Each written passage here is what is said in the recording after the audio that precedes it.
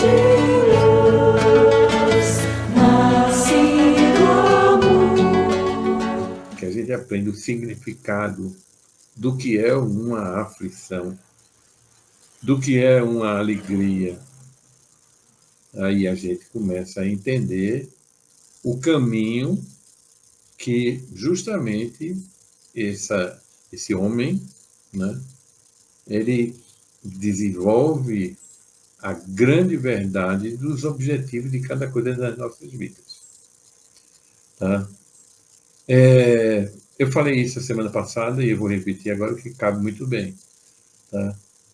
Eu mesmo tenho o hábito, mas tenho um hábito, eu considero saudável, né? Quando a gente deseja a bênção de Deus, que Deus justamente nos dê força, nos dê coragem. Tá? E eu vejo que tem uns grandes amigos, amigas que desejam para mim algumas coisas, né? Mas desejam, eu vejo como um Deus provedor. O Deus aquele que tem um celeiro muito bem suprido e vai nos suprir de tudo. Tudo que é material. Antes de eu continuar, eu queria lembrar que quando a Elizabeth fala de fustigar o nosso espírito, é fustigar a nossa alma. É isso que eu falo. Porque justamente o livro dos Espíritos, ele tem uma definição muito legal, que a alma é um espírito encarnado, ou seja, é um espírito que está sob a égide, sob o controle, inclusive, né, ou principalmente, de uma mente, e dentro de condições que o corpo vai exercer. Então, a alma é a grande figura, diferenciando-se do espírito. O espírito, a gente já lembrou que ele é imaculado, ele tem todo o conhecimento universal, porque é o sopro de Deus, é a essência perfeita que nós temos, né, que precisa ser justamente descortinada. Mas aí a alma já é a inteligência, né, tá? A inteligência e as características, as virtudes que vão se desenvolvendo a partir dos nossos esforços. E os nossos esforços aí é o que traz essa primeira abordagem da reflexão de hoje, a respeito de a gente ficar ou buscar ficar deitado eternamente em berço esplêndido, não cantando o hino nacional, mas por preguiça. Tá? Às vezes, inclusive, também, porque não tem coragem. Não é só a preguiça de ficar movido pelo ócio. É aquela incerteza. Você tem certeza sobre você mesmo. Você não conhece os seus limites. E aí você não se acredita. Você não sabe a tua capacidade de, saindo do âmbito do preguiçoso, a pessoa muito frágil. Tá? E o que é necessário na fragilidade de um músculo, é que ele trabalhe, é que ele faça exercício. Inclusive, pensando em corpo sano, não sigam o meu exemplo, não, mas exercitem seus corpos, né? Tá? Fazendo exercícios, de preferência diariamente. Porque quando a gente fortifica o nosso músculo, e aí começa, para quem não consegue levantar nenhum peso de 1 quilo, de 2 quilos, não consegue dar um passo direito, pessoas que estão fazendo fisioterapia, que passam por processos e vê as pernas afinadas, quando a gente quebra uma perna e fica isolado e depois volta a trabalhar, aí a outra fica bombada, acontece com a perna, com o braço e tal. Mas a gente vê isso aí, vê ser a vida nos ensinando.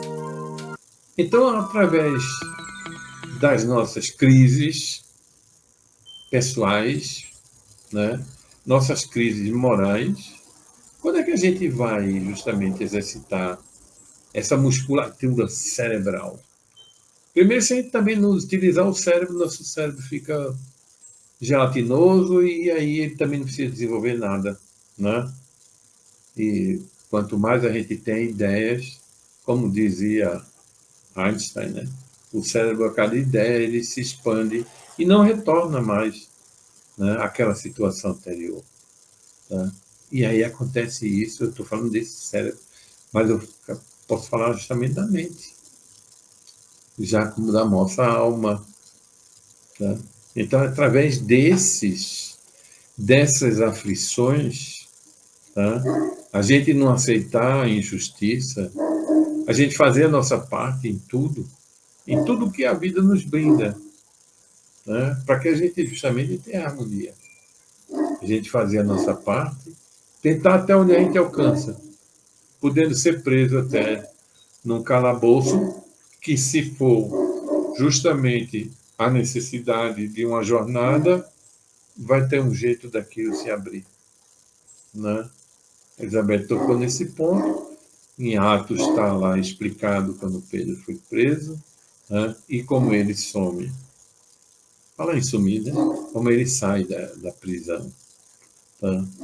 Aí aparece como é um passe de mágica. Mas ele não pediu um anjo para consolá-lo, para abrir aquelas portas, né? Ele ainda tinha uma tarefa. Exatamente. Tá?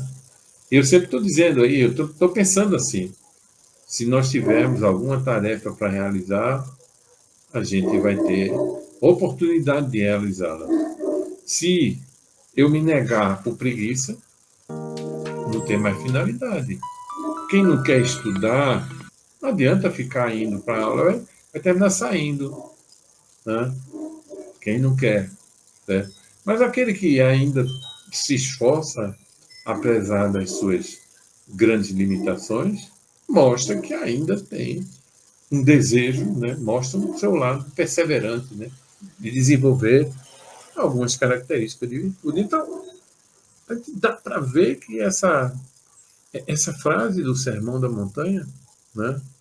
Que Jesus nos deixa como parte desse legado, vem nos explicar como deve ser o nosso comportamento e a racionalidade disso tudo.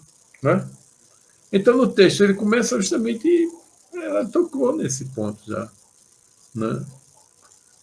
Se a gente deve buscar sair das sinucas de bico que o dia e a vida nos reserva, os problemas que trazem. Tá? Deus nos deu a inteligência para que nós a desenvolvêssemos. Compete a nós. Todos, exatamente todos, têm o mesmo potencial. Se a gente, eu já li que a diferença do cérebro de um gênio para o cérebro de um idiota é praticamente nenhuma.